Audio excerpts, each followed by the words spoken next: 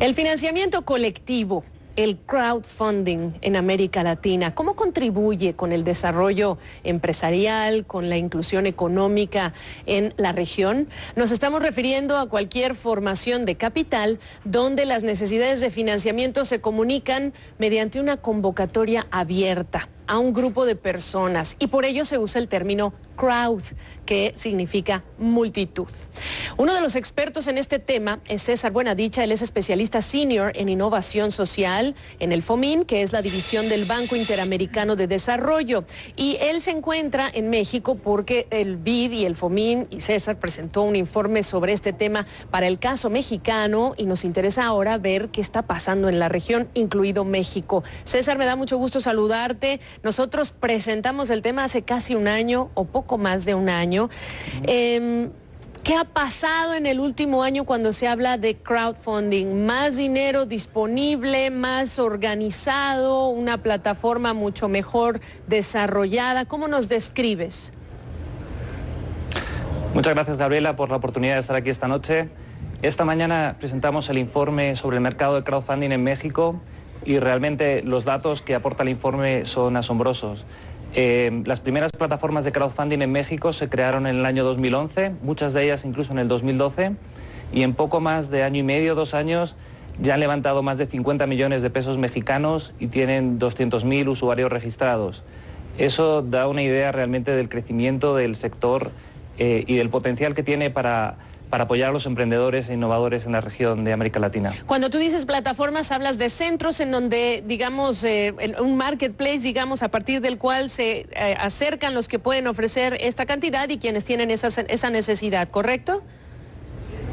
Correcto, son los portales de Internet donde se conecta a los financiadores con los emprendedores o los innovadores que necesitan el financiamiento. ¿Esto a qué se ha debido ese desarrollo, si lo comparamos con el año pasado? ¿A, digamos, una mejor penetración de la tecnología? ¿A un tema que está vinculado más con el sector financiero? ¿En dónde se encuentra, digamos, la razón de ese mayor desarrollo?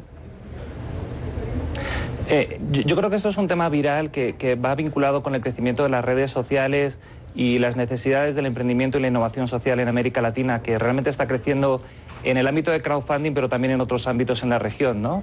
Y yo creo que eso es un fenómeno que va a crecer todavía sustancialmente más en los próximos años.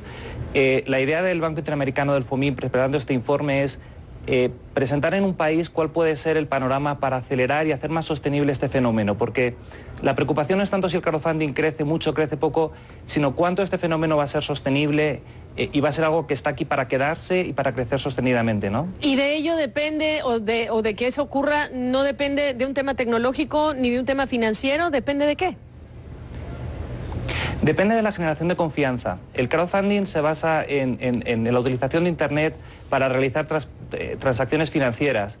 Y eso en países de la región, incluso en México, cuesta generar esa confianza. Es decir, el que la gente vea algo en Internet, confíe que el emprendedor que está detrás es un emprendedor real y que su dinero va a ser bien utilizado, es algo que hay que construir poco a poco. Por eso el informe se basa mucho en la generación de alianzas y en la construcción de una plataforma con entidades públicas, privadas, que permita esa generación de confianza en México y en otros países de la región. El año pasado hablábamos ya del gobierno o gobiernos en la región que están participando, ¿o esto es una novedad?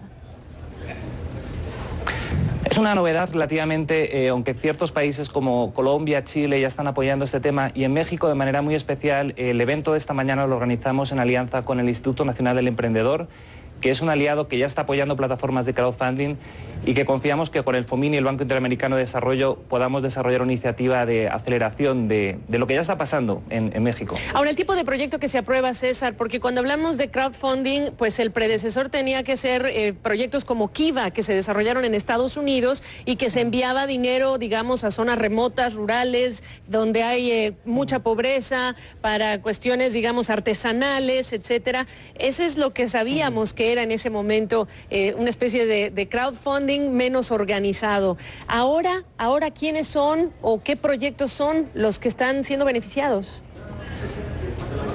Los proyectos varían mucho. Tenemos proyectos desde pequeños emprendedores, como una persona que presentó esta mañana que hace bolsos y realmente Toda su tienda de diseño de bolsos se financió mediante una campaña de crowdfunding en Ideame, que es una plataforma, hasta emprendedores en plataformas de inversión en capital, como Crowdfunder, que son capaces de recaudar en la plataforma más de $100.000, ¿no? Entonces, se está creando un mercado muy diversificado, tanto en temas de recompensa como en temas de préstamos, como en temas de inversión en capital, que permiten que distintos perfiles de emprendedores accedan al crowdfunding como una opción muy interesante y muy económica de financiar sus emprendimientos. Hacia allá me iba a mover yo, porque pensamos en microfinanciamiento y el microfinanciamiento es costoso, sobre todo para las personas de menos ingreso, que típicamente son las que buscan ese tipo de créditos. ¿Cuánto esto está resolviendo ese problema? ¿Por qué es un desafío el costo de ese tipo de microfinanciamiento o de microcrédito? Claro, es un desafío porque la tecnología lo que resuelve son los costos de transacción y reduce también el tema del riesgo, ¿no? No es lo mismo prestar, pongamos, $5.000 a un emprendedor que prestarle 500, ¿no? Claro. Y en ese sentido el crowdfunding permite distribuir el riesgo de tal manera que uno puede diversificar sus opciones de inversión y permite reducir sustancialmente lo que es el due diligence, la investigación debida en un préstamo, ¿no? Entonces, en ese sentido, el crowdfunding tiene una posibilidad de transformar en México la disponibilidad por parte de los emprendedores del acceso al capital, ¿no?